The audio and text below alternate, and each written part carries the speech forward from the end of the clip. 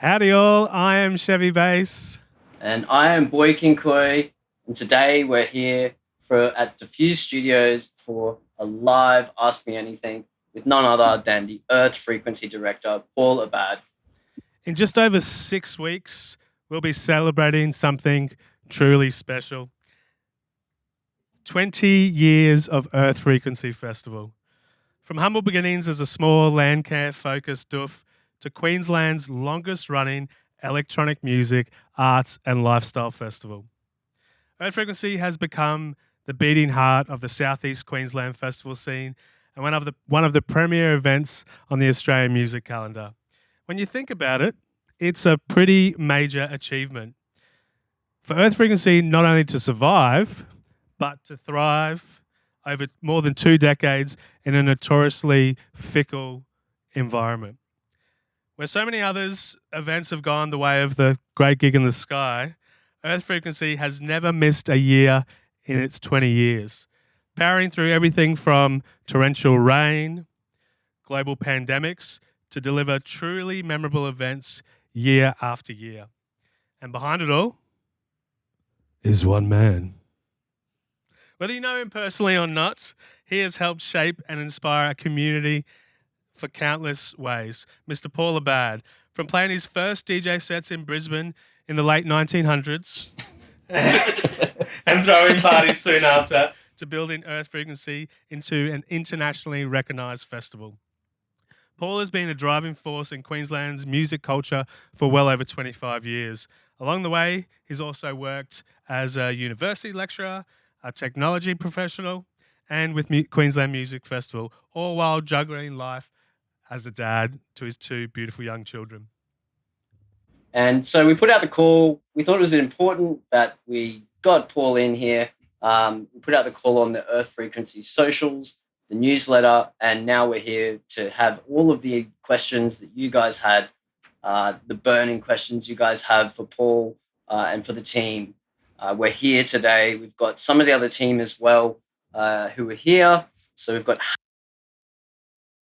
our event manager for the event, obviously Paul Abad, the man himself. Paul, what do you do, mate? I'm the doing stuff guy or something like that. Yeah. I've heard about you. Sometimes stuff. We've also got Franky on the end, one of the Outra boys, here to give a little bit of insight on some of Paul's. He just actually came to deliver pizza. We put him on the couch. Absolutely great job. He brought the pizzas, so that's great. So we're going to kick things off. We've got the first question here. And the first question's, it's a very important one of when did the spark for Earth Frequency come to you and what inspired it, Paul? So the first Earth Freak, before it became Earth Frequency Festival, was in 2005. And for the 5 years before that, I had been part of organising a few small one-night, I guess like Landcare doofs you'd call them, 200 to 300 people. And the name and the concept and the connection actually came from, there was one being organised in Southeast Queensland, and someone who I didn't know at the time was going to organise a similar event with Landcare and electronic music focus in northern New South Wales. And so we got in touch, and the whispers in the vines were like, hey, why don't we collaborate on an event rather than do 2 different events of a similar nature? And so I guess the intention was uniting the northern New South Wales and the southeast Queensland party communities at the time. And so we decided to do one in southeast Queensland and one in northern New South Wales. And we didn't have a name for that party, and we hung out, we got to know each other, and that lovely man's name is Dennis. And we were sitting down at one of our favourite nature spots next to the water in the nice southeast Queensland, springtime nature, and just looking at the water and the trees, and the name just kind of like fell from the sky, and it was like, Earth Frequency, Earth Freak. It was a little play on words, just representing all the freaks. But so Earth FREQ was the name up until about 2011, and 2012 it became Earth Frequency Festival. Yeah, awesome. Uniting Queensland and New South Wales doesn't happen much, so well done, Paul. So look, we've got a question from Casper who wants to know, what is the 20th anniversary event going to bring compared to other years? That's a good question because no one expects much from your 4th year, your 5th year, 7th year maybe, but 20th year, what is it going to bring differently? I think storytelling, nostalgia, and a future focus all at the same time. And there's sometimes this idea that you need to do a massive flex when it's one of those like anniversary years. And the reality is it's been a pretty tough, last few years, especially for the industry. So I feel like surviving 2 decades is the flex. And so Absolutely. doing something a little bit more like it's authentic, it's honest, it's within our means, but it is, there's a lot of people coming out of the woodworks, whether that's people I see popping up in the sales or bookings that we're doing. And we're really trying to think through the eras of, different phases it's gone through, different, unique artists, inviting them back. And it's also intention setting for the next decade, which is pretty exciting. So, definitely less pyro, more soul, I'd say. Yep. I was hoping more pyro. Anyway, talking about eras, there's a lot of questions from the audience here. I've put in some questions of my own because I do know Paul a little bit. A lot of people don't know this, but Paul is a bit of an 80s power ballad enthusiast. So if you were to create, a hypothetical festival where you could choose 3 artists from the 80s to play, who would they be and why? You're actually going to make me limit it to 3. We don't have all night. Yeah. Well, Prince, The Cure, Laura Branigan. No, sorry, not Shaka Khan. Oof. Yep. And Damn. I just feel like Milli Vanilli got a hard rap, and in the age of TikTok sort of like lip syncing, they could really have a second go. So I think that they would probably be the special guests. Yep. You heard that first. Milli Vanilli will be doing a special guest slot during the Mood Swing and Chevy Base Block Party this Sunday at the Earth Frequency. All right. Jai, you got another question? Yeah. So first, this one here is from Rove. First and foremost, he wants to thank you for the immense dedication and the work and the team that's invested, so much in the festival. Your efforts haven't gone unnoticed, and they truly appreciate everything you guys have done. Over the past 2 decades, what would you say has been the most significant challenge the festival's faced, and how did you navigate through it? Thank you for the lovely message, Rove.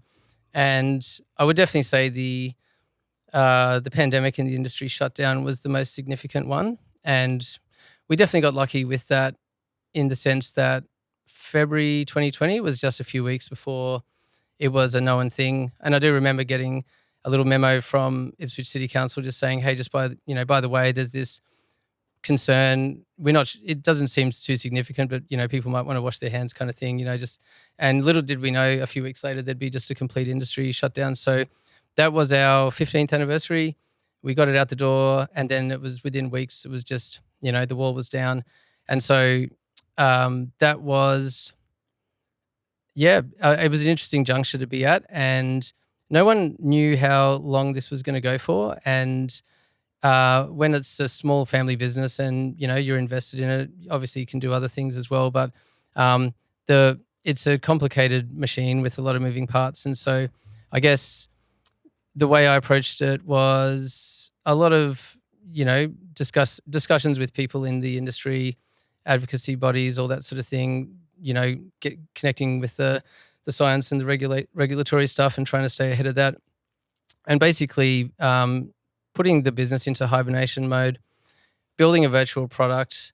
I feel like from a morale point of view, it was good to not just shut everything down, but it made it like the most efficient delivery or the most efficient planning process of it, like building this virtual product that might need to be ready to activate at a short amount of notice. So we were going to be doing February 2021. And that's a month before that, we were almost ready to go. A month before that, the UK strain hit and it was like, all right, yep, bring it back. And then May 2021, there was an opening. Queensland Health were like, well, you can do it, but we can't guarantee it's not going to be like Blues Fest, as in you set it all up, you spend that money. And then we shut it down. There's no insurance that you can get for that sort of stuff. And I guess it was a bit of a like, I kind of felt like Luke Skywalker in a little Jedi ship with all the like corridors kind of like trying to crush you and stuff. And it was like, saw an opening and just like, yep, let's do it. We went for it and we delivered it. And there weren't many events on at the time, and that was a pretty beautiful one. And then it did actually go back to lockdown several weeks after that. It's probably the most like calculated and risky, but awesome logistics I've done in my life. I'd say that was an interesting one. Yeah, had to risk it for the biscuit, as they would say. So, what is your favourite Arnott's biscuit in the assortment pack? Well, my family's from Nice in the south of France, so it has to be a Nice one. Yeah. Yeah, well, nice as some people could say. Bloody nice. It's Arnott's. Whoever eats the orange ones, if you're out there, please get off this live stream. Just also, if you do have any questions, you can write them in the comments. We've got our mediator, Jesse, which we'll be throwing some other questions into the comments while we go. This camera here? Yeah. Comments, please. All right, this question comes in from Kai. With lots of other doofs and larger music festivals having taken breaks or completely folded, and that is something that's been happening quite often in our industry lately, how do you keep EFF going in such an unsteady climate? Yeah, it's a great question. Yeah, thanks for the question, Kai. It is short answer. It's not easy, and I'm really stubborn. But I guess, there's a lot of aspects to it. And I think building community around the event, like really high staff retention rates, good organizational memory, good processes, when possible, trying to have a buffer, but that's not always the case. And so we have this, few good years, and then, gains are erased and you're in arrears, and it's so I think it's like calculated risk, reputation, good communication when things are difficult, and just trying to really, I don't know, it's a sense of mission and purpose. There's always like a heart and soul, and then there's a business reality. So I guess balancing both of them and just being trying to be upfront, and whatever we're going through, just good person skills. You said something about processes there, and processes aren't exactly sexy, specifically when you talk about the music industry and alternative music festivals. But it is something, as that I've noticed differently. We work with multiple different festivals across Australia and across the globe. There's certain business processes that Earth Frequency has in place that others don't, because it's not the sexy thing to do. But as a business that has supported you, that's what it feels like from looking outside in, where you've put the work into the business setup and the project management and the processes and the things that are not just the things you see at the festival. And the 20 years of knowledge, mate. 20 years. Absolutely, and I think it's whatever you do each year, if you put that in the toolkit, and it's incremental improvements, and the way I describe the business would definitely be like a skeleton of compliance and processes and efficiency, but then attached to that is all the fluffy fun stuff, which is what we're there for. But if it's all that and there's no structure underneath it, then things don't always last. So I guess it's both sides of the brain. Absolutely. Trying to work together, And I think that's a big thing that we do every year. We do try and improve everything. And it's always at the forefront of our minds, the patron experience, when we're dealing with different companies, artists, that everyone walks away with a smile, and that we try and help everyone and create those positive relationships. We've definitely created tens of thousands of smiles over the years. So, yeah. That's the kind of metrics I like. Absolutely. That is the one KPI. And, you are a freak in the sheets, Paul. And I guess that brings us on to, I suppose, the next question from Austin. And he's interested, with all of these festivals closing down or not getting council approvals, what are you guys doing, or what are we doing differently at Earth Frequency that is, like, how have you managed to get these things across the line where others have maybe fallen short? I mean, it's different every year, but I think long-term relations is super important, and that's both with the authorities, the regulatory bodies, etc., but also the local communities. Because if you're not building a positive association with the local community where you're existing, it's a straight up value proposition. Impacts versus benefits, also the personability side of things again, and when dealing with especially like council permits and stuff, I think our attitude is everything. And there's this sentiment that it's culture war, or trying to stop festivals and stuff. But to me, it's like if you're on the front foot and you learn the rules of the game, and someone gives you the conditions, that's basically like the recipe for your success. So if you study that really well and try to work in those, then it shows a certain attitude, but it also gives you like a product and the perceptions are good, the operations are good. And what I found is if you do those things all in advance, if there's a couple of things wrong, it's corrective actions. But it's not these guys don't care about it and all we see is issues. So yeah, trying to be accountable to we create our own little beautiful world, but we're also part of a big world as well. Absolutely. Yeah. Talking about big worlds, hypothetically, if you were to run Earth Frequency in a completely different era, so maybe the medieval era or the Roaring 20s, how would you imagine it going? And what sort of historical headliners would you book? That one's definitely got me. Thanks to Nick from Burley for asking that one. On a personal level for music, I think like early 90s, just in terms of some of the music that was really formative for me, getting it like Aphex Twin, Future Sound of London, DJ Crush, just being able to exist in that era would be pretty amazing. But I really like the medieval approach. Do quite like classical music, and I don't know, maybe something paganistic and lots of lutes and Absolutely. Yeah. Bark that ass up, as they say. We've got another one here from April, and I think this one's really important that a lot of people probably don't know or haven't thought about. But how many people does it actually take to run Earth Frequency? Like, how many people are working for Earth Frequency, running the show, and they want to know about all of the sections, all of the different sections. So I suppose volunteers, staff, and people sort of calling the shots, I guess. So the overall participant list has ranged from 1,500 to 2,000 people each year, which is a pretty high proportion considering the actual capacity we've had historically, which is around the 5,000 mark. But it's and within that, there's about 150 paid staff. We kind of avoid the word crew because it's very vague. So there's like paid staff, and that sounds like a lot, but a lot of those positions, it's multiple days, it's 24-hour responsibility. And so there'll be multiple people working the same position. We take all that stuff quite seriously. Just the effects of actually 4 days of rotating rosters.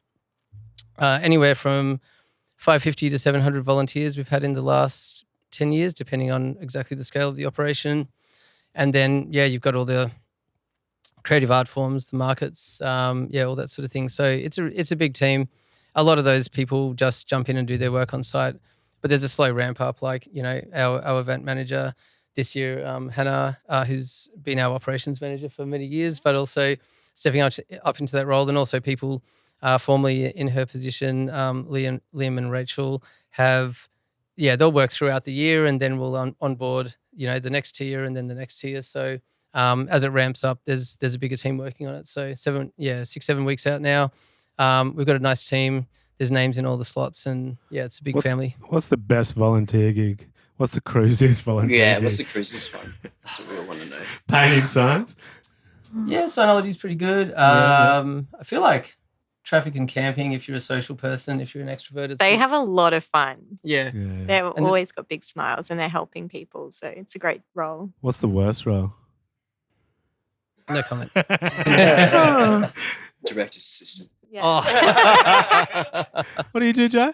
No, yeah, that's awesome. So how is it set up as a business then? I guess, like, do you have corporate partners and sponsorship, or is this like, how does the behind the scenes work? Because I think a lot of people probably don't know that full story. Started off as a sole trader for probably almost just a few too many years, and it's now just a PTY Ltd company, and it is basically just me. That's not to say more people at the table is out of the question, but I think a big goal for me was to get to 20 years and to just be fully independent in that way. And it's pretty exciting to reach that point. And it's a testament to the support of the community as well. But we also have existed for 2 decades without anything really in the way of corporate sponsorship, alcohol sales, or other funding streams. So it kind of is an idea that has just stood on its own legs, but also to some extent on my shoulders. Yep. This podcast is not brought to you by Arnott's Tim Tams. But if anyone wants to drop some Tim Tams by here, we are at Diffuszed Studios. It's a little plug for Diffuszed Studios. Yeah, cheers, bro. Thank you. Thank you. So I think we're probably gonna like just ask some stuff about the festival this year. So the date's gonna change in following years, or are we thinking October is going to be the time for it? Austin really wants to know the answer to this one. I'd say it's a little bit early to tell. There's multiple venues that we've looked at as possibilities for this year. We're very honoured to be doing our first year at Woodfordia, and both as a festival and them as a host, there is this intention of we wouldn't be doing it unless there was the hope of a long-term engagement, but that's obviously subject to everything going super well, which we're working really hard for. And every venue does have specific times that they'd be willing to offer. So it's not just a choice from the festival point of view. Yep. So we make that information as public as early as possible, but there are a lot of factors to that. So yeah, it's just not a simple question to answer. And you alluded to it earlier, just about the 5 to 10 year plan. You do have a 5 to 10 year plan for everyone? For Earth Frequency out there? Not as a formal document, but I'd say in terms of rough strategy, goal setting, and a lot of it's internal personal plans. Probably, to be honest, I've been pretty flat out in the process of adapting to a new venue. So every spare second is going into making this year's event as amazing as it can be. So more of a 5 to 10 minute plan. Don't tell everyone the secrets. Simultaneous short-term, medium-term, and long-term forecasting. I think the ideas are there. But again, it's venue dependent. I'd say the growth has been so incremental and steady, and that's something I really want to stick to. So incremental growth. There's always this process of review and renewal at these milestones, and that's everything from, structure of the business, processes, creative curation, who we're partnering with in terms of creative allies, all those sort of things. So there's a few ideas I'd like to see flourish in the next 10 years. Yeah, cool. Yeah, awesome. I can't remember who asked this question. I will find out. Austin. No, that was the asker. Clinton, another gorgeous name. Thanks for this one, Clinton. This has really set a really good visual for me. But before the gates, Clinton wants to know, before the gates open every year at Earth Freak, do you have a personal ritual you do each time? I'm thinking Tai Chi on a mound as the sunset coming behind you. So some slow music, sort of a la Patrick Swayze in Roadhouse. But do you have a ritual? Late nights, too many emails, and yes, I guess laptop tan. That sucks. But also, I mean, that's the unsexy reality of it. But also, I think there's always a point where it is actually in those last few days incredibly overwhelming, and it's like so many things to be on top of, so many people needing information, and I think there's always a point where I just like, you know, detach myself from everything, and there's definitely a bit of just like closed eyes, like studying all the internal information, deep breaths, and just bringing forward a specific intention of everyone coming in, having an awesome time, returning home safe, all of that. And it's just a little short visualization that I do each time, and it's good for me as well because it kind of gets me out of that, you know, overwhelmed state. Taking off on your little motorized scooter into the sunset. Jai, can you ask the next question? Because my iPad just keeps timing out. Yeah, that's all good. Technical difficulties. So putting on an event of this size and scope of Earth frequency, it's a huge undertaking, and I'm sure you feel a sense of responsibility holding a safe place for so many people. Once the actual festival is underway, do you get time to enjoy the festival and the magic that unfolds, or does it still feel like work? And how do you set aside the logistical responsibilities and enjoy the moments? Thank you to Megan for that question. That is a great question. Short answer is I would not still be doing it if I didn't manage to have some fun each year. And that's super important because months and months of, I'm a real like, do your homework so that you can enjoy the event. The first couple of days are usually very work focused, and it's watching everything land and setting things go. I'm lucky to have a awesome team that understand that Sunday's usually my day. It's like radio comes off. So usually I'm doing some music there, and I really like allow myself to get into the full just like ground level mode. And yeah, that makes it all worthwhile. And it can just depend on exactly what's going on the ground. Obviously, if it's like beautiful weather, you know, everything at the levels you want, and the system's working. But if I'm needed and that's evident, and there's like dynamic decision making going on and a few turbulent, you know, curveballs from the universe, then yeah, it's sort of just forced to be more attentive. But I'm not usually, banging out emails or doing spreadsheeting during the event itself. So it's more just like direction at that point. Couple of cheeky faxes before you kicks off, and then it's Sunday Fun Day Paul is one of my favourite Pauls. So this question's from Marty. He says, "I'm thrilled this year's EFF is being held at Woodfordia. Me and you both, Marty. It's one of my favourite locations and grounds in the world, I'd say. It is a special place with a wonderful community. Can you talk to how this opportunity came about and what it holds for the future?" So it's actually a conversation that has existed for about 10 years. So I was talking to Bill Horowitz around the 2014-15 mark, and we locked in at Ivory's Rock for a wonderful 9 years there and 11 years in the Ipswich region. And it's just something it's come up every few years. We've touched base, and so I think what we needed in terms of an experience in a venue for this year, especially being the 20th, and their point of readiness. It's not a small thing to look at. It's not a decision on a whim. So giving a lot of time for that. It is hugely significant. It's an absolute honor. I attended some of the early Woodfords there in the early 2000s and have watched that project develop over many years. And what they've done with the land and the culture there, it's just absolutely beautiful. So it's an honor for me personally, but I think it really is a testament to the entire community, what we bring to the festival, how we show up. Because the gates have been open and we've been given a beautiful opportunity here. And first year is always a bit like landing and getting to know everything. But I think there's it's a different type of music and event, but on a people level, there's so much synergy and even overlap.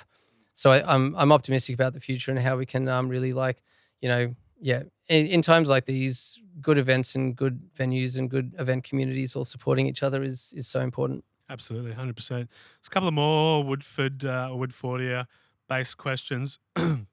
This one comes from Dave. Dave, will the lake be a nice swimming temperature? And should we bring pool floaties? The- I think Hannah's going to speak to this one. Yeah. So the lake is wonderful in late October, but with it being conservation and having a very delicate ecosystem, unfortunately, there is no floaties in the lake because it has a very sophisticated water filtration system for all of the fish and organisms that live in there. So leave your floaties at home, Dave. Bring your togs, leave your floaties. Yeah. Slip, slop, slap, Dave. We're going to have a cracker. No sunscreen in the lake. Yeah. Yeah. No sunscreen. be, in No the lake. unapproved There'll sunscreen in be the suitable lake. sunscreen for sale at the general store. It definitely needs to be reef safe. It's actually remarkable the ecosystem project they've done there, and yeah, we will have more information on that soon. That's probably one of the really detailed things we're going through to make sure that we maintain the standard of that beautiful center point of the venue. Now it's wonderful what they've done. I'm so pumped to swim in that. And if you haven't seen the lake before, it is amazing. The site visit we did a few weeks ago, it is just incredible. So I know we've got some videos and stuff of the site out there on the socials. Go check them out. But it's incredible. Yeah. That lake. So next, we've got another one from Austin, and I think this one's a really interesting one because I'm sure this is always on your mind. But at what point do you actually relax about covering the costs? Does it happen long before the event, or only during the last week when most tickets are sold? Sometimes we don't cover costs. So it's different every year. And when we do, and it's in advance, that's a wonderful feeling. And it definitely changes the vibe because it's like one of the main tasks is obviously creating an event experience, an event product that people want and that they'll buy tickets for. And spruiking it well enough that you cover the cost of this great idea. And once that's done, you can really just comfortably, dive into the logistics. But there are years where right up to the last few days, we're doing both. And there are some years where, for all the efforts, it's it just doesn't cover costs. And, we have to, work through that as a business and, how we do our projections and that sort of thing for the following year. So, it's different every year. It's a nice feeling when it happens. That's good that it does happen a lot of the time for you. And I know this year is going to be an amazing one that we're all super excited for. So the vibe's pretty solid this year. It's a solid vibe this year, definitely. The next question from Jake is, what is the biggest misconception about your job or your role and Earth Frequency?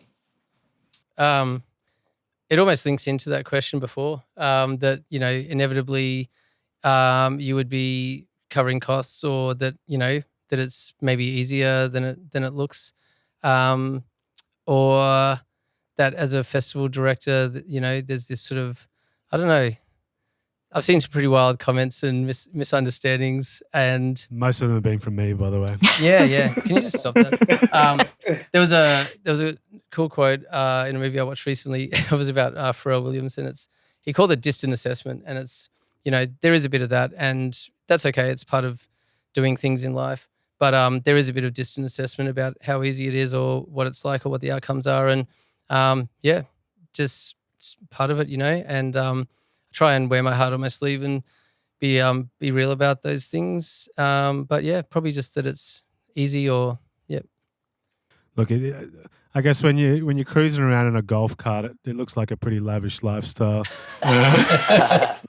But all those diamantes on it. Yeah, blinked out golf carts.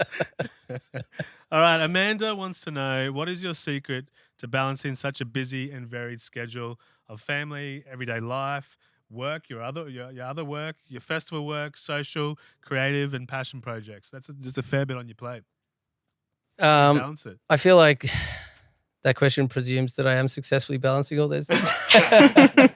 I do my best. It's a constant juggle, and I think I've always been a slow burn on multiple projects kind of thing, as in, if you give 100% of your energy to one thing, it'll develop really fast. But if you want to do a range of things, you sort of have to just juggle things. And there's what you achieve in a day, a week, a month, a year, and trying to have a sense of all of those and, be receptive to what, people around need from me as well. And, but yeah, also I think like the happiness indicator is really important. It's like if I stop doing some of those things or if I don't show up enough for them, that will impact my happiness, which means that I won't do the other things as well. So I feel like there's all these interdependencies. Like, sometimes I'll play that one DJ gig and it's like, you could probably be devoting that time to work or, it might be hard being away for a night from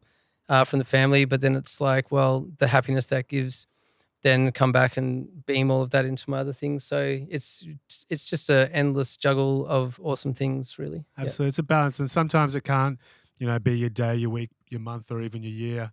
But I'll be here for you. So talking about juggling, if you could have any superpower just for the duration of the festival, like the ability to change the weather or teleport artists to stage, what would you pick and how would you use it?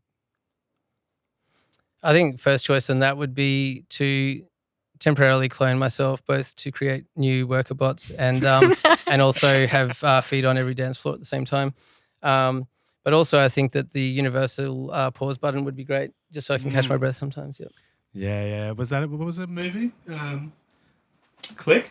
Yeah, Adam Sandler one. Yeah. One of the Adam Sandler ones that I didn't see. All right. Nathan wants to know, is there anything you'd do differently if you were to start from scratch again? Yeah, that's a huge question. And I mean, hindsight is 20/20 vision, as they say. So of course there would be some things, but also I feel like the progression of the event is so rooted in the era in which it began, and things change a lot. And so I can't really imagine a different way of doing things at the time with what I had in front of me. Yeah, I don't. I think a lot about how I can do things better now. I try not to live my life thinking too much about what I would change. So it's not something I have an easy answer for. Yeah. And I think that's the great thing with festivals is each year we get to do better, right? We don't necessarily have to think about what we could have done better. We just try and plan better for the future. We have a philosophy of continual improvement. Yeah. That is, and that's the thing that you commit to because you understand that perfection is a moving target and it doesn't exist. But if you commit to continual improvement, you're always, there's a review process. You're listening to everybody who gives you feedback and you're always trying to do better, but you're also understanding how reality works. Yeah, absolutely. So if we talk about the future and not the past, Nikita wants to know, what is a dream you envision for Earth Frequency that hasn't been realized yet? I think there's one thing I would really like to do, and it's something that came up at Ivory's Rock because of specific infrastructure. But in a dream reality, when we've got this multi-stage event, I would love the idea of a standalone stage that could accommodate the entire event for a few hours presentation / highlight sets / closing ceremony, that we bring everybody out of everything that they've seen for the entire event and we get everybody down in one space that is like really, able to accommodate that. And we've got like a highlight show or feature artist or something, and just an experience where it's like everybody just sit down and, cop this. Like, I love that. I love activating spaces, and especially when things like that happen where every other stage is closed, everybody gets to be in one space. There's so many times at festivals you could not cross paths with people because you're just in different places. There's something to an energy when the whole event is in one space. That would be awesome. I'd be keen to to experience that with you. It's on the wish list, definitely. Yeah. Well, let's make that happen. This one's from Jimbo. Jimbo it's I don't know if this is a question or an essay, but he's so good with words. I love Mr. Jimbo Spice. I believe every single person is born with a unique gift to offer their community and their world. Many of these gifts lay dormant beneath societies that value cultural assimilation over social integration. What are some creative ways to include the wider community in our events, which could facilitate symmetrical forms of cultural exchange between us sick doofers and all of the normies? I feel like as soon as you say the word normies, it's a loaded question. Yeah. I think one thing I reflect on is how much of an energy ball of intense creativity we bring together each year, and how it's kind of contained within that. And so it's something we haven't achieved yet, but I have thought about what would it look like if we did more week-long retreats, if we did outreach to local community, whether that's through schools, art colleges. Just I mean, we have done things more in town where it's been we've got an awesome artist coming, but they do workshops. But I think especially with the local hosting community, so I think that's something on my mind as far as that would be great, like third decade stuff to achieve, bringing value adding to the local community, bringing some of that creativity out of the actual festival itself, and literally just skills exchanges, and because you're both bringing people into the community as well as pushing the creativity out. And if you're going to fly these artists all the way out, it just makes more for their experience as well. 100%, absolutely, and make an impact in the communities that you're working within. All right, we are going to take a quick commercial break. No, we're not going to take a commercial break. We are going to take a quick break, though. Before we did go to break, though, we did want to pay tribute to Wasabi. So it is with deep respect and sadness tonight that we'd like to pay tribute to Tom Wasabi Jones following his tragic passing last week that you may have heard of. Wasabi was a member of the legendary Australian hip-hop crew Combat Wombat, and an incredible DJ, producer and sound engineer in his own right. So more importantly, he was a devoted father and an all-round beautiful human being. He touched the lives of so many people in our community and outside of it, and especially in the Australian festival community. His loss has been felt deeply by the Earth Frequency family, and today we honour the incredible mark his music, creativity and generosity of spirit have left on countless dance floors and gatherings over the years. We extend our heartfelt condolences to his family, especially his mother and his two beautiful children. Our love also goes out to his close friends, his musical collaborators, and everyone across the world mourning this immense loss. So rest in peace, Wasabi. Your music, warmth and spirit will live on in the hearts of all the people that you touched. Thanks, man.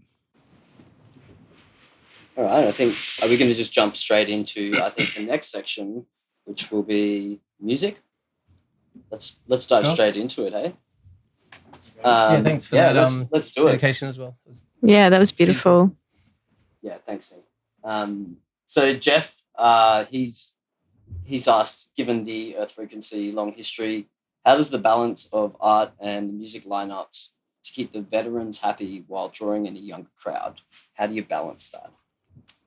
Yeah, it's definitely a great question, and it's a tricky thing to achieve. And it's interesting because I think I've always wanted to have a musical curation approach that's about, it's kind of community driven, and it's not just about completely what's in fashion every season. It's not syndicated by external partners or anything, but we both want to retain this audience that we've built up over the years, as well as draw people in. So I think it's just a dynamic tension between the two. One thing that I try to do is not make it all about me. So I've experimented with different models of decentralization. There were some years a while ago where I'd book every single act on every stage, and that's actually a huge pressure for me personally, because it's like, that's the guy. And so I do like a more like top level curation, and then break it out into little chunks. And there's quite a number of labels and event crews that we've worked with and keep working with. And I think relevance to what's going on, and trying to see the festival as this umbrella and a peak expression of a diverse community, where it's not just like this is the brand, this is what we do. We obviously listen to the feedback that comes through in all its forms, but also, it's dynamic tension between like a festival needs an identity and something that people recognize, but it also needs to constantly reinvent itself. But I guess not too radically. Yeah, so I don't know. The simple answer is we strive to do all those things all at the same time, but maybe not to the extent that any one agenda might want us to, and that I'm fine with that. That's it. Spread the love. Yeah. Spread the love. Bring all of the different genres and crews and scenes and vibes together to make something special. Absolutely. Yeah, that's amazing. And I guess this next question from Dan actually sort of follows on from that one, because he wants to know, as an emerging DJ or producer, what are the things that help you get booked at Earth Frequency? Did you write that one, Joe? That wasn't me. that was Dan. I'm already playing this year, so I don't need to worry about that. But I personally become the director's assistant. I've had a lot of people ask me this question as well. So what do you think it is, or what can people be doing to stand out? It's that is such a tough question, because I feel like, well, me personally, a lot of my curation now is focused on, international headliners and, like kind of the bookings, and a lot of the fresh talent picks are getting done by some of the local crews. And I feel like the game has also changed so much from when I started, having the ambition to be a DJ and, started putting on my own events. I don't think there's a simple formula for it. I think I will say, I don't think it's enough to just have like great music and strong socials. I think a lot of it is really like the personability. It's showing up. It's going to the events that you want to play at. It's being patient, the right balance of putting yourself forward, but not being like overdoing that. But I think really just, figuring out how each event operates, who's putting it on, and it's all those things. It's still got to be great music, and I'm not really that strongly looking at Spotify stats or Instagram followers or that sort of thing. For me, it's like a very human connection sort of thing. And if you're not coming to the, as a local, if you're not coming to the festival and getting to know people and putting your stuff forward and being, really nice about it, and also just seeing where you can value add in other places, it's a little bit hard. Some events will just go straight from, we also obviously have the applications and we do look at them, but this year's like 800 applications for just under 200 spots. It's pretty massive, So, Can I answer that? As in like how we started getting booked at Earth Frequency? And at any festival, that is. Like, we've been around for 10 years now. I think this was our 8th year playing Earth Frequency. But we would do exactly what Paul was saying. Before we started getting booked by festivals, we would go volunteer at we were punters at the festival anyway because we loved them. We would then start volunteering. We'd start getting involved with the stage crew. We started, no, I won't say that, playing, maybe not authorized in places. Back then, that was a bit different. I remember you guys. Yeah, and then, but like all of the events, we were just so heavily involved in playing, supporting any opportunity that we could before, creating genuine, relationships with people, and then they would, not through force, find out that we played music, see us playing some other smaller thing, and then it just organically happened. But I think the most organic way to get booked at the festivals you love is get involved with them in some sort of capacity and create genuine, real relationships with them. Yeah, it's like a natural process of osmosis. It's reverse osmosis. I mean, if you want to be part of the scene, you got to be part of the scene, right? So that's always a big thing. So just get involved. Everyone here's friendly. Yeah. And also just get sick hats. Seems to work. All right. So this question's from Victor. I reckon this is a pretty loaded question here. Who did you start parties with? Well, there was this guy called Victor. The first event I organised, there was 4 of us, and it was Victor, Liv, Matt, myself, and it was called Kinetic. And it was just unstoppable desire for our particular type of music to be heard outdoors that didn't exist in the current offerings, and sort of like 90% exuberance and 10% plan, and it was great. Yeah, Victor's still trying to get his particular type of music played at festivals. It is a particular type of music. No, if you want to see the worst act at a festival ever, go see Vibe Killers.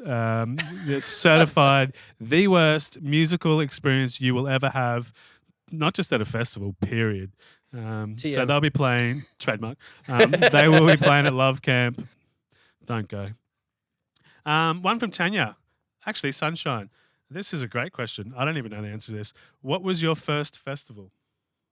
Oh, festival that I went to? Yeah.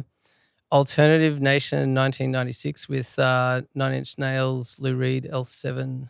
9 Inch Nails and Lou Reed on the same lineup. Yeah. Wow. And it never ran a second year. It was a bizarre one. I mean, Michael Jackson was the first concert I went to. I was like 8 years old. But at about 16, I went and saw Alternative Nation. So, it was like a city, like, pre Soundwave, just, grunge alternative kind of, So what year was that? Late 95, actually, I think. So roughly 30 years ago. About that. And have you worn anything other than black since that? Dark green. It's dark green. Sorry, I should have known that. Similar vein from Tanya. What about your first doof? Oh, first doof. I don't actually remember the name of that actual event, and it was an interesting night. I went to there was a venue called Wollongabba, not far from here, called Van Gogh's Earlobe, and it was an experimental noise night with Mike Patton, the lead singer of Faith No More, collaborating with Merzbow, the famed Japanese king of noise music, in this project called Maldoror. And they blew us away for 2 hours. Basically, Mike Patton had this album, Adult Themes for Voice, and it's just him doing like vocal effects and storytelling with no words at all. And then you've got like the sound of 1,000 untuned TVs. And basically at the end of that, there was this like, what do I do? Where do I go? And someone's like, we've got a car going to this thing called the Doof. And I was like, yep, I'm ready for anything after that. And ended up there, and it was, just didn't really, I was more of a like IDM and experimental music kind of person at that time. Very, looked down on 4/4 beats because they were kind of a bit uninteresting. But saw this and was like, there was, I couldn't tell you the name of that though. But some of the early ones were like Dragonflight. I think that was the first doof I played at, and there was like Tribal Eye and Winter Solstice. And so, some of those wonderful people are still kicking around the scene, and they were. Nice. And for the newer generation, when Paul said IDM, it's very, very different to EDM. Absolutely. All right. If you need to know the difference. Who was your favorite DJ? Couldn't pick anyone other than Richie Horton, just because I feel like he's been such a pioneer, but he's also committed himself to that craft of technological innovation. He's a producer as well, but he's not a producer at the expense of like the actual art of DJing, and is constantly trying to, expand the possibilities available and work on concepts. And I absolutely love the mixer that he's made, and it's kind of made me actually start to enjoy DJing again in the way that I want to do it. So and he's a lovely, lovely human as well. Yeah, that mixer. It's very difficult to play on. It's nice sound though. It is a great sound. Yeah. The next question we've got here is just from Oscar, and I guess you can answer this question however you want, because you're going to have to interpret it however you want. But he wants to know, can we keep it a bush doof instead of transitioning to a techno festival? Well, it's actually on the website that we are all of these and yet none of them. So I think these are all tags based on music and structure and format, but Earth Frequency is Earth Frequency. So there's a little bit of it all.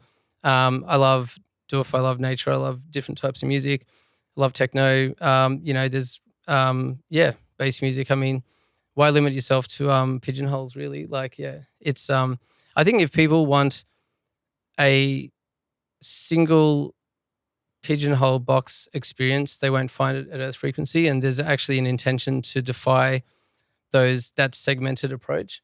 It is actually all about cross-pollination and blurring of boundaries, and What are your thoughts about actually having pigeonholes at the festival that you can actually go and like at school and find a pigeon in, or something like that, I mean, people could definitely leave each other messages in there, or we can workshop it. We can workshop it. We will. All right. So, Expansion Man wants to know who played your all-time favorite Earth Frequency set, and which Mood Swing and Chevy bass one was it? I'm assuming that you've manipulated that question. No. He wants to know who played your all-time favorite EFF set.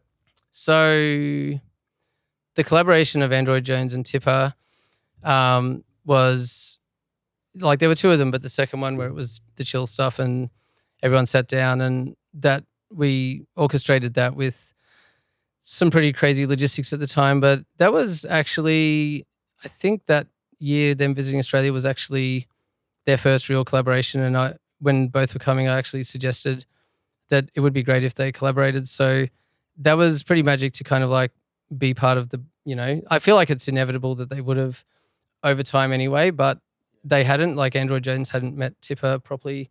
And there was a bit of like, fan level thing going on. And it just seemed, I've always wanted to try and create these moments where you've got all these different creative disciplines and you've got artists from different parts of the world. And if some of those, the most impactful moments is when you unify all these different art forms into a moment that could not be repeated.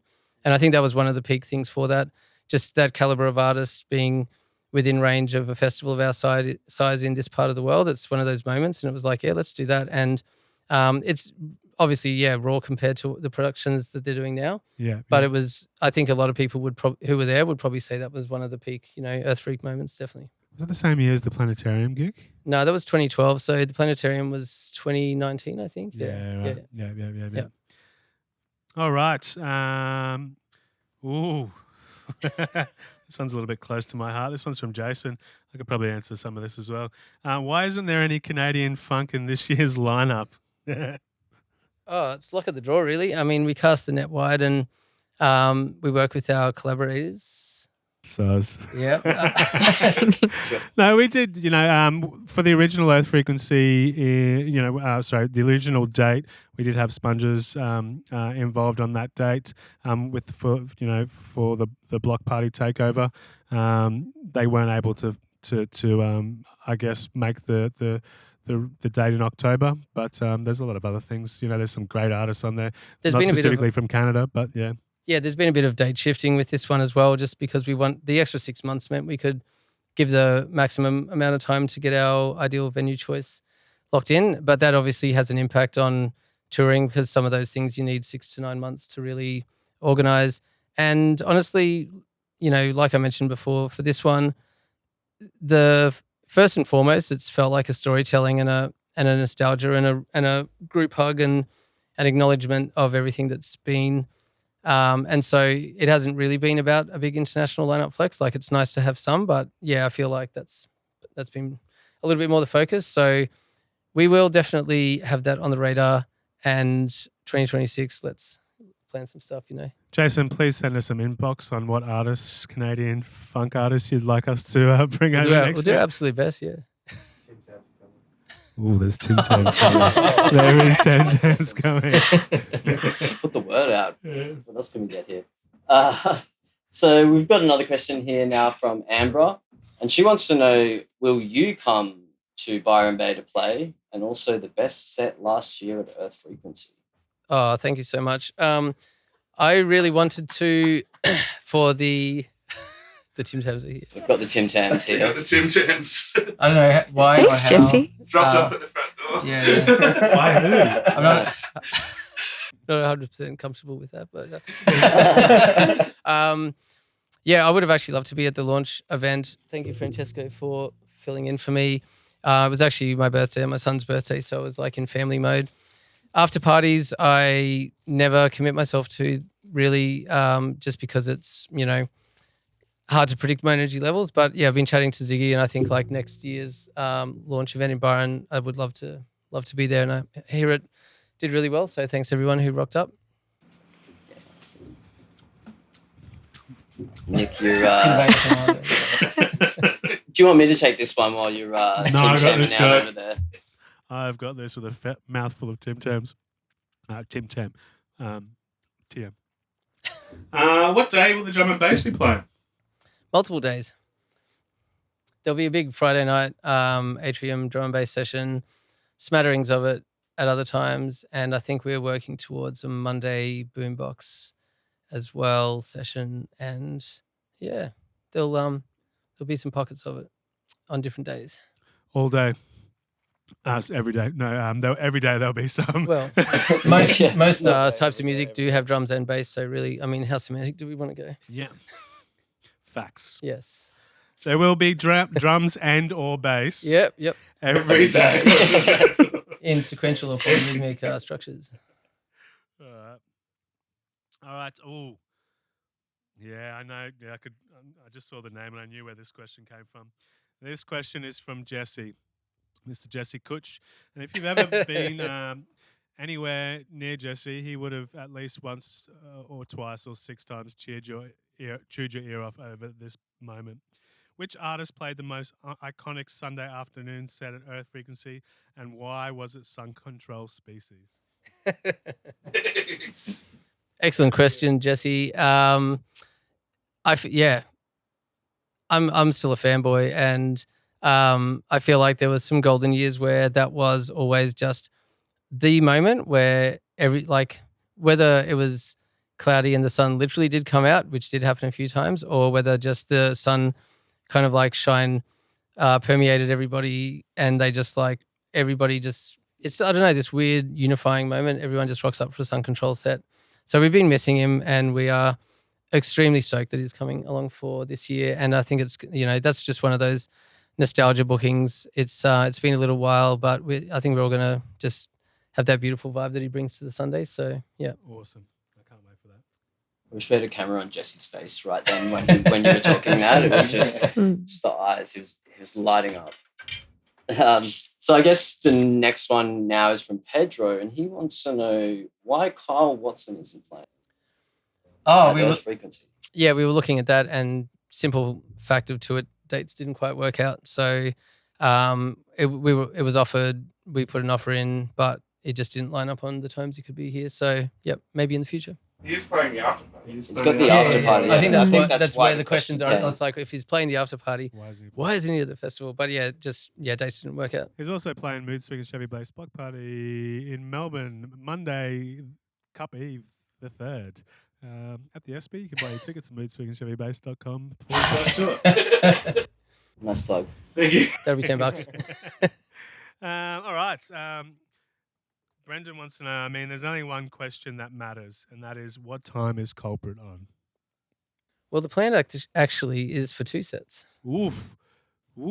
And hot take. We're looking here first. Yeah. I don't want to preview too much, but there will be a heavy set, and then towards the end of the festival, in a location that will be suitable. We're looking at doing the experimental side of what he does, maybe with looking at trying to get vision. I guess it's like maybe an early warm up of that idea of one of those like sit down and cop this kind of moments. So the discussion is still ongoing for that, but I'm a big fan of his the Deliverance album and his second experimental one. It's quite different to his normal stuff. Obviously, he's an amazing producer, but the range of different music genres, the instrumental influence, and just the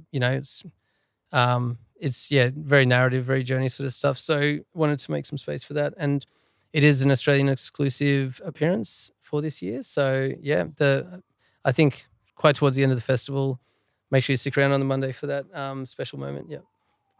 Yeah, nice. That's going to be epic. I already know what that is, so I can tell it's going to be epic, everyone. So we're going to take a little chance now to talk about a competition that we're going to launch tonight for the festival. It's a pretty amazing prize package for anyone out there who wants to enter. All of the details will be up on our socials. I'm sure you'll see it in the newsletter as well. But I'm going to run through some of the prizes here that we're giving away. Wait. There's some good prizes. Jack. There's great prizes. So obviously there's going to be a few prizes, different tiers and people. The major prize winner is going to get 2 Earth Frequency Festival tickets for this year. They'll also get the early entry passes, your car pass. Then we've also got a 4-hour studio package here at Diffuszed Studios. We've got 1 DJ or music production lesson at DJ Lab as well. So shout out to DJ Lab for helping partner with that. We've got a merch package, and we've also got one of the limited edition Earth Frequency pins. Ooh. Now, tell us a little bit about the pins, because it's still top secret. Yeah, it's still top secret.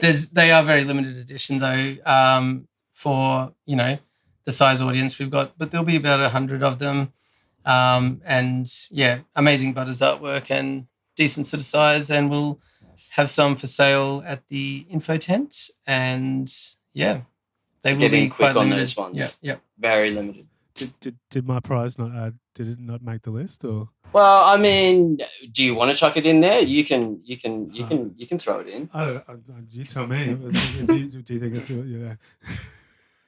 I think it'd be a great prize, but it looks like Paul doesn't want to give that prize away. So, all right.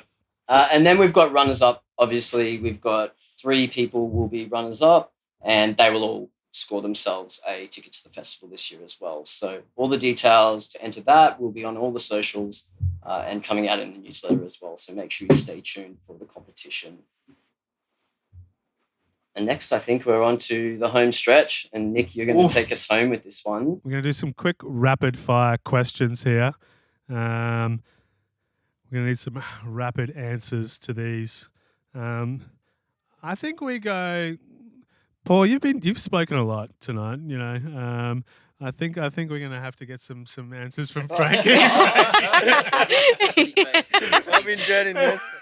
Franky didn't think he was going to have to say anything. He was on the home stretch too. He's like, I got this. How good is this? Just here for moral support. Question roulette. I mean, Yeah. Let's go question roulette. If it's relevant. All right. Franky, this one comes from the Wonky Queenslander. If you could have dinner with any person in the world, including anyone from the last 1,000 years, yeah, that's right. What would you eat? Yeah, it's definitely a Wonky Queensland. I'm going to say pizza with Julius Caesars. Just That's it. That's a good answer. All right, Paul. What are the 3 numbers on the back of your credit card? TB303. Hannah, does pineapple have a place on pizza? Oh, you should have answered that one. no. I believe so. Quick response from the Italian stallion. Negative. That's a no. Cut. All right. They didn't say your pizza. Can you just, All right. Back to this one's for Paul from Love Camp. If aliens landed mid-festival, which stage do you think they would go and check out first? I think the Psytrance is probably what would have summoned them to the festival, so they've probably already checked that out. So I'd say they'd head straight for the techno. They'd be going for a vibe killer set. That's my take. Anyway. If they do, I am not optimistic about the planet's, longevity. Jai, do you have promo codes for birthdays?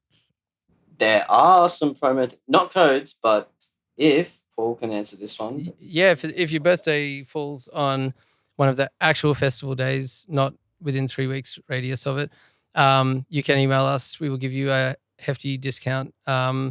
Birthday ticket code because we love people celebrating their birthdays at the festival. Franky, how do I get in contact with you directly? I'm so glad to dodge that question. God. Probably Facebook, Instagram. We'll put your socials up after this. Tinder, Hinge, all those bits and pieces.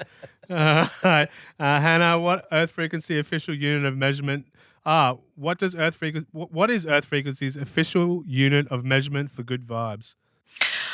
Oh, for good vibes, I would say it's always it's rapid fire, isn't it? Yeah. I'm gonna always have a smile.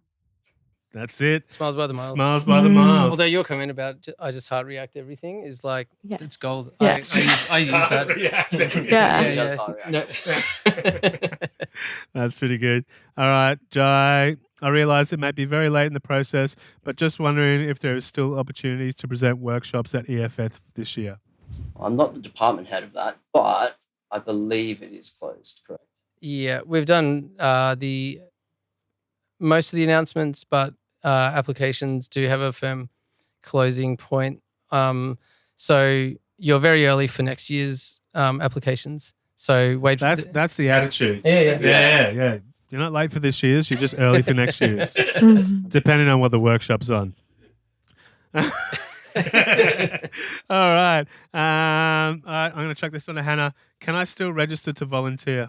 You certainly can. You can head to the Earth Frequency website and click on the volunteers page. We are still looking for people to come help us out and hang out. We love our volunteers. We certainly do. I love your volunteers. I'm going to ask Frankie this one because he won't know. Frankie, can I buy a 1 or 2 day ticket? You're making up policies now, Frankie. This could affect the whole. No, you cannot. Did you get? Yeah, got it. Yeah. Got it right? Yeah. The fine print, it's not very rapid fire, but we do sometimes have Saturday and Sunday entry depending on capacity being sold at the time. However, this is not announced until the actual day. Yeah. Brought to you by.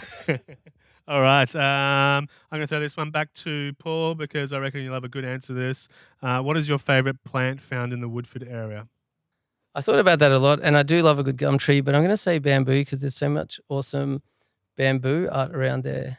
So, but also all the trees that they plant, because I have seen the effect of, I guess, 25 plus years of tree planting, and you walk around there and it's just, it's like ideas and people's visions becoming reality, and it's I think they've done over 100,000 trees in that time. It's quite astonishing. Incredible. That's great. Yeah. All right, this one's actually for all of you, and it's not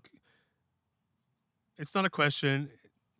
Kirsty just wants to tell you you're all awesome, and I'm so excited for EFF. Thanks, Kirsty. Thank Katie, you. This one's for Paul. What do you like, best stuff or things? I'll have to say things because I feel like I can individuate them and actually rate them accordingly. And stuff is very, amorphous, and it's definitely things. Can you tell me the difference between a nook and a cranny? I think if you're in America, it's probably a cranny. In Australia, it's a nook. It's like the imperial. The metrics. I've got a different definition, but it's all right. This is rapid fire. All right, this is another one for Paul. So, Paul, what's your favorite color and what star sign are you? Green and Virgo, I'd say. Yeah, it was just your birthday. This is my favorite question. Thanks to Nikita. What is the airspeed velocity of an unladen swallow? Oh, it's inversely proportional to the speed of a carrier pigeon in that part of your world. Correct. What about an unswallowed ladle? Depends how tasty the dish is. Oh, this is another one, and I'm gonna have to. Actually, I'm gonna ask you this one again, Paul. This is from the 8-Ball Audio crew. It's a kiss, marry, kill. Kiss, marry, kill. Bustaflux, Grug, Duos. You got to make a choice. It's a hard thing to respond to, and I feel like I have to work on a process of elimination. So, Grug's already married, can't do that. Good on you, Cheyenne. Duos, I feel like he emanates sort of like Godfather level drum and bass, like seniority. And so it would be kind of like a kiss on the ring to sort of show the respect. Take on. Don't. Have you not seen the movie? And that would leave well, can't marry grug. So I guess I would have to probably kill it in the, that's like an Australian slang, of doing really well, doing good things. And I don't know, does that leave marriage with Busterflux? Is that appropriate? It's like, yeah. I mean, sure, why not? He's a good guy. Yeah. You know who to call. Can't believe you said that. This guy's from Sicily, actually. You know that. Rome, actually. Rome. All right. And now the final question, the penultimate question, the question of all questions. Set times. It's a good time all the time. Well, that concludes our AMA here today. So I really want to, thank everybody who took the time to write in their questions to the festival. I want to thank the Diffuszed Studio guys for having us in their space. To Lit Media and their team for all of their filming extraordinary. But most importantly, let's give a massive thank you to the Earth Frequency team who, without a doubt, put everything from their hearts into this festival that we are all going to experience in 6 weeks' time. I can't wait. There's thousands of people there that can't wait. And we really want to thank you for all the effort and the work and the love and the intention that you put into this to, serve a greater purpose than yourself. So thank you. Oh, that definitely means a lot. And I just want to say the biggest, most massive thank you to the entire community. Not just the questions tonight, because that's been great. And this was not my normal form of communication and a little bit out of my comfort zone, but the questions were amazing. Thanks, you guys, for holding the space down. But really to the community for 20 years, for the belief and trust. It's, it's mind-blowing. It's heartfelt. And it's what keeps me doing this. And yeah, I cannot wait to see you all in a few weeks. Awesome. Thanks, brother. Big love. Thanks, guys. All right, thanks everyone. See you at Earth Frequency. Yeah, bye.